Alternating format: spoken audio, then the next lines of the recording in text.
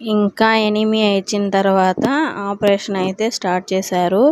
నాకైతే బాగా తెలుస్తుంది. నేనేం అన్‌కాన్షియస్‌లోకి వెళ్ళిపోలేదు. అంటే మత్తు వేస్తారు కదా, కొంచెం మత్తుగా ఉంటుంది అని అంటారు కదా, నాకైతే మొత్తం బాగా క్లియర్‌గా తెలుస్తుంది.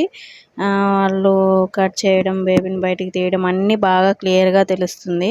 నాకు ఫస్ట్ బేబీ గర్ల్ కదా, మా పాప ఎప్పుడు నాకు తమ్ముడు కావాలి తమ్ముడు కావాలి అని అడుగుతూ ఉండేది దేవుణ్ణి కూడా.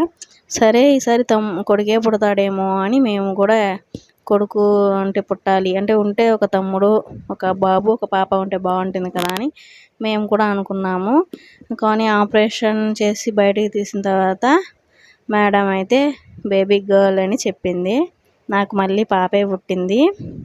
మార్నింగ్ 2:54కి అయితే పాప అయితే పుట్టింది. మంచి నక్షత్రం, మంచి టైంలోనే పుట్టింది.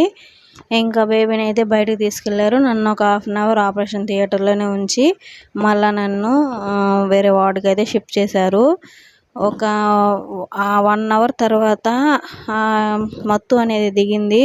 ఇంకా చూడండి, పెయిన్ అయితే హెవీగా లేదు. అయ్యో బాబోయ్, నార్మల్ డెలివరీలో ముందు పెయిన్స్ అయితే అనుభవిస్తాము, తర్వాత అయితే అంతా బాగుంటుంది.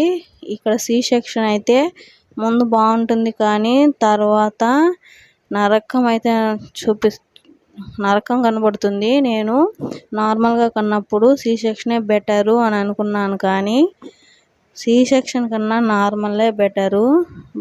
సి సెక్షన్ చేసుకున్న తర్వాత హెవీ నడుము నొప్పి, కాళ్ళు నొప్పి అన్నీ వచ్చేసాయి. బ్యాక్ పెయిన్ అయితే హెవీగా వచ్చేసింది. కుట్ల దగ్గర నొప్పులు నా వల్ల అయితే కాలేదు. ఇంకా తర్వాత పెయిన్ పెయిన్ అని అరుస్తూ ఉంటే ఇంకా వాళ్ళు వచ్చి ఇది పారాసిటమాల్ సెలైన్ అయితే పెట్టారు.